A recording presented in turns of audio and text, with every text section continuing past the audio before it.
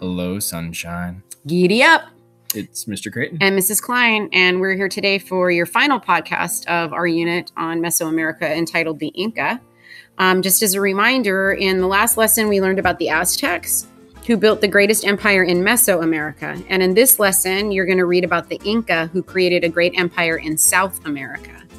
As always, we've got vocabulary terms that you need to be responsible for this unit. There are only 4. They are Pachacuti, Chasqui, Francisco Pizarro, and Quipu. And don't forget that when you hear this sound, you know you've just heard a vocabulary term. Our big idea for this unit: civilizations across time and space share similar characteristics. And our first essential question: are we all more the same or different across continents? Next question: how do people adapt to their environment and advance civilization? Number 3, what are the characteristics of civilizations? Number 4, how does geography influence the history of civilizations? And our final essential question for this unit: how do the roles of and responsibilities of nobles and commoners differ in ancient societies? Our first section we'll be talking about is geography of a mountain empire. You can find this on pages 408 to 411. The question we want you guys to be thinking about: how did the Inca adapt their way of life to living in high mountains? The Inca lived in the high and rugged Andes Mountains in what is now Peru. In the 1200s, they settled in a fertile mountain valley high above sea level. They built their capital city, Cuzco. Over time, the Inca Empire slowly expanded.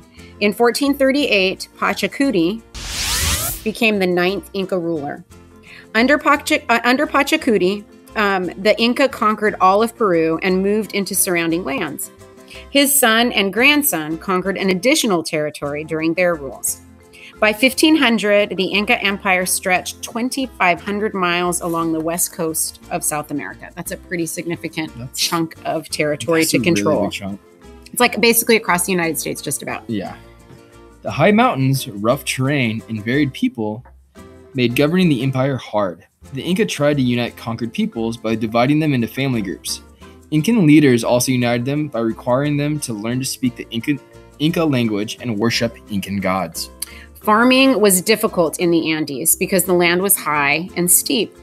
Incan farmers cut flat steps or terraces into steep mountainsides to create more farmland. They built irrigation systems to bring water to their fields. They also raised llamas and alpacas for meat and wool in high areas too cold and too dry for crops. The government built a vast network of roads to meet the challenge of communication. Runners called chasquis carried messages all over the empire on these roads. Each year, the Incan government required its subjects to spend time building and repairing the roads. The question you guys should be thinking about: why was the network of roads important to the success of the Incan Empire? Now, guys, with chasquis, we're going to do a fun activity right before the test that you guys get to be chasqui runners. All right, right on. All right, so the next section, you guys, is Incan society and beliefs. If you got your book open, you can find this information on 412 and 413. Be thinking about this as you listen along. How did Incan society develop? The Incan ruler, or emperor, was at the top of Incan society. Incan society had 2 main groups: nobles and commoners.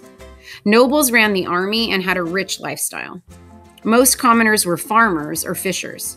They provided food for nobles, priests, and everyone in Incan society. Some were also artisans. The emperor was a very powerful ruler. He kept tight control of nearly all aspects of daily life through his government officials. Using local chiefs, the government kept a watch on even the smallest villages. The Incan people accepted the control of the emperor because they believed he was divine. The Inca worshipped their gods in temples run by priests. Priests played a key role in Incan life. They performed special ceremonies when the emperor needed to make a major decision and made animal sacrifices for a good harvest. The Incan army was the most powerful military force in the Andes. Most of its nearly 200,000 soldiers were commoners. They were mainly Incan farmers or people from conquered territories. Officers were always Incan nobles. In 1528, a bitter civil war weakened the empire. The conflict took place between followers of a leader named Atahualpa and followers of his brother. Thousands died as the 2 sides fought for control of the empire. Eventually, Atahualpa's forces won. The Civil War was just ending when Spanish explorer Francisco Pizarro and his troops arrived on the coast in 1532. Pizarro asked to meet with Atahualpa. The emperor agreed. When he arrived, the Spanish captured and later killed him.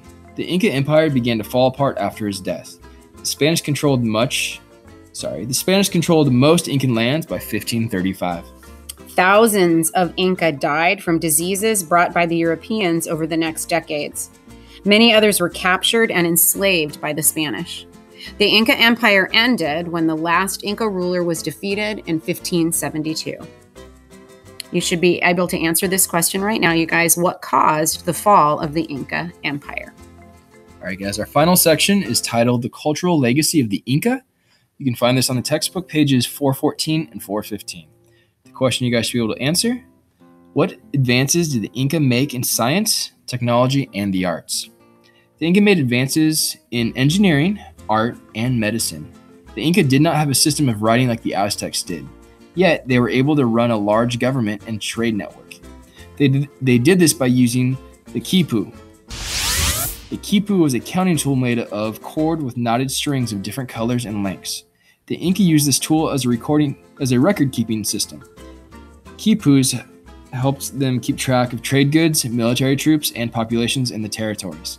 Another type of quipu helped the Inca recall their history. Symbols tied to strings stood for ideas and events. The Inca were gifted builders. They created a vast network of roads, tunnels, and bridges. The Inca were also skilled engineers. They built forts, palaces, and temples using huge stone blocks. Some still stand. Incan craftspeople made jewelry out of precious metals such as gold. Weavers made beautiful cloth from alpaca wool. These crafts are still practiced today. The Inca also made medical advances. They studied sick people and learned about local plants. They used this knowledge to make medicines from plants. Inca surgeons even did an early type of brain surgery. Wow. It's pretty impressive. It is. The last question you guys should be able to answer right now: what were the cultural combinations of the Incas? The contributions. What were the cultural contributions of the Inca? Okay, all right, you guys. Just as a reminder, we're going to have that podcast quiz coming up in a couple of days. A reminder for you that these are the vocabulary terms that you're responsible for: Pachacuti, Chasqui, Francisco Pizarro, and Quipu. Okay. Love you. Bye. Hot diggity.